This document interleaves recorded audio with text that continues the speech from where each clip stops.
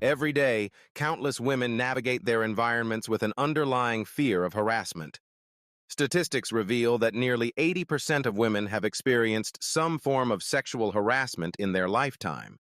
This pervasive issue not only threatens their physical safety, but also has profound implications for their mental health. Victims often grapple with anxiety, depression, and a sense of helplessness, leading to a significant decline in their overall well-being.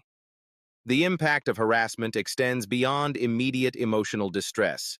It can manifest as physical symptoms, including insomnia, headaches, and gastrointestinal issues. Women may alter their daily routines, avoiding certain places or situations, which restricts their freedom and autonomy. This constant vigilance can create a cycle of stress that further exacerbates mental health struggles. Understanding these dynamics is crucial. By analyzing the prevalence and effects of harassment, we can foster a safer environment and promote the mental resilience of women everywhere. In recent years, the conversation around women's safety has gained significant traction, highlighting alarming statistics that reveal the harsh realities many women face. On average, 1 in 3 women worldwide has experienced physical or sexual violence in their lifetime. This staggering figure underscores the urgent need for comprehensive safety analytics. By harnessing data from various sources, police reports, surveys, and social media, we can identify high-risk areas, understand crime patterns, and develop targeted interventions. For instance, analyzing the time and location of incidents can help communities implement preventive measures, such as increased lighting or surveillance in vulnerable areas. Moreover, technology plays a crucial role. Mobile apps that allow women to report incidents in real time can create a safer environment and foster community awareness. Ultimately, prioritizing women's safety through data-driven strategies not only empowers individuals, but also paves the way for a society where every woman can live free from fear and violence.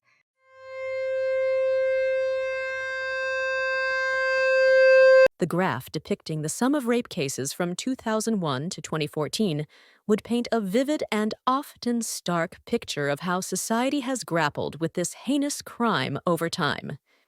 Each spike or dip in the graph doesn't just represent numbers. It reflects lives altered, public reactions, and systemic changes. As you look at these trends, a sharp rise in certain years could be indicative of greater societal awareness, where both victims and law enforcement have become more vigilant. However, these spikes could also point to darker realities, increased incidents of violence, stemming from unchecked societal problems. A notable spike, for instance, in 2012 following the Nirbhaya case would represent a watershed moment. Media coverage on such a scale often triggers both public outrage and a surge in reported cases, revealing the role of awareness in combating this societal issue. When you combine the sum of rape and kidnapping cases in a single graph, the narrative becomes even more profound. The rising or falling curves, representing the magnitude of these two serious crimes, offer a look into how violence against women manifests in different forms. In years where both crimes rise, it suggests a time when women were especially vulnerable, either due to social instability, economic challenges, or insufficient legal protection. Perhaps, more alarmingly, where the two crimes rise sharply together, it could reveal patterns of worsening conditions for women, where kidnappings and sexual assaults go hand in hand, further exposing deep-seated societal issues.